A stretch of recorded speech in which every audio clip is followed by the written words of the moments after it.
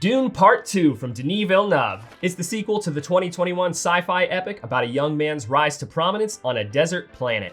As usual, this review will be spoiler-free, but naturally, I can't talk about this movie without talking major spoilers for the first one. So if you haven't seen that yet, you'll definitely want to check that movie out, and then you can come back and watch this review. So there's your spoiler warning for Dune Part 1. This movie picks up right where that one left off, following the defeat of House Atreidies, and Paul and Jessica joining the Fremen with the likes of Stilgar, played by Javier Bardem, Jamis, played by Babs Alusin-Moken, and Chani, played by Zendaya. In the first movie, Paul had seen some of them in his visions, which were thought to foresee the future, but one of them included Jamis teaching him the ways of the Fremen and Arrakis. After Jamis challenges Paul to a fight to the death and loses, this suggests that his visions are merely possibilities and not necessarily certainties. That's all I'm going to recap from part 1, but the fickle nature of the visions are important here.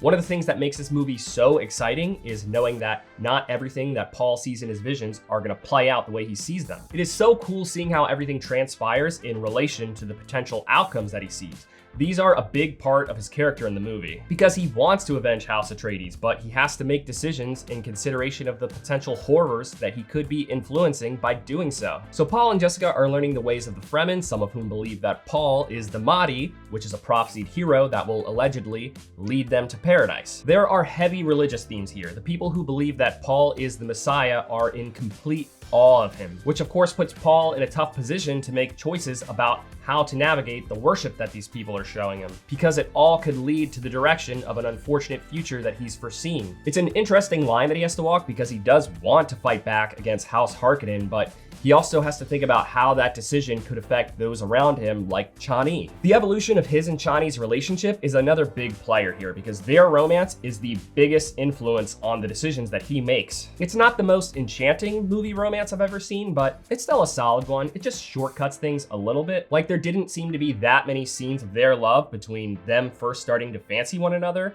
and them being totally committed to one another. But of course, there are things to be said about young love and the fact that this is a totally fictional culture with different customs. Zendaya was wonderful in this role. Chani is a character with a lot going on. She's incredibly smart, fierce, and brave, but she's also emotional and vulnerable. She feels much more like the heart of the story than Paul. For much of the movie, I cared far more about her involvement in the story than anything else. Javier Bardem was another standout. His character Stilgar was one of my favorites. He's actually a little bit funny, but not really over the top funny. A lot of his silliness comes from his obsession with Paul, because he is one of the Fremen that firmly believes that Paul is the Mahdi. It's just funny seeing this very masculine and rough looking guy geek like a little boy over Paul. The humor is mostly pretty subtle though. It still seamlessly fits into this very serious story. There is like one jokey joke, but it's not like overacted or quippy or anything like that. Part 2 adds a few mentionable faces to the cast, including Florence Pugh, Christopher Walken, Austin Butler, and they're all great, but Austin Butler's Fade Rotha was the one that stood out the most. He's a sadistic freak and a savage.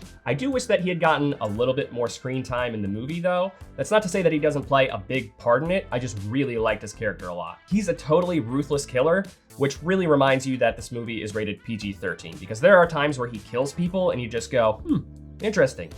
Not a single drop of blood. And last but not least, Timothée Chalamet continues to impress. He brings a whole new level of intensity to this character. For a character that wants to avenge his father and prove to the Fremen that he is worthy of living among them, he absolutely proves that in his demeanor. I know that he's a trending actor now, but this is a total Luke Skywalker role. And I'm not just saying that because they're both space operas, it's because this is proving to be a monumental film franchise, and future generations will likely refer to him as Dune Guy. The visual effects are some of the best you'll see in movies today. Most of the time I watch a movie with heavy VFX, at least once I'll think, yeah, that actually looked a little bit fake. If it's only here and there and not that often, I try not to let it affect my overall impression of the film, but it still does pull you out just a little bit. It's really refreshing seeing a movie where I didn't get pulled out a single time from questionable VFX. Much like the first Dune, this one is dazzling. The sound design is also wonderful. It's especially great when you go and see it at the theater. You really hear all the little clicks and whatnot from technology, and you really feel the intensity of the sandworms. The heavy bass riveting makes for such an awesome cinematic experience. Much like the first movie, this one doesn't have a whole lot of exposition because, again, it picks up right where the first movie left off, so there's no time jump or anything. So if you came out of that movie a little bit confused, then maybe re-watch it before seeing this one, or or just look up an explanation to the film. I know that there's a strong argument that films should be criticized for poorly explaining the world building and everything going on in it. But this is a sequel, and sequels always play on the assumption that you watched and understood the first movie, so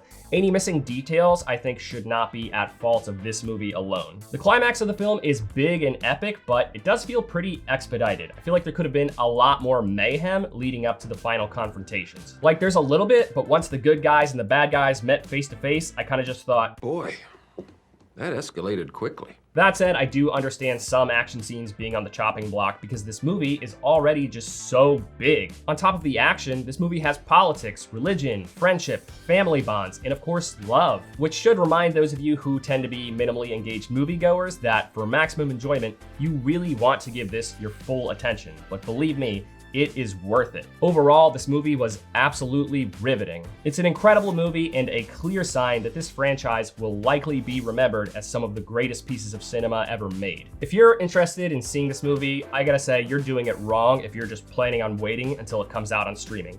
Go see this at the theater. Believe me, you will be glad that you did. Thank you for watching this review. If it brought you any value at all, please consider giving it a like. It really does help the channel grow. See you later this week for my review of Perfect Days.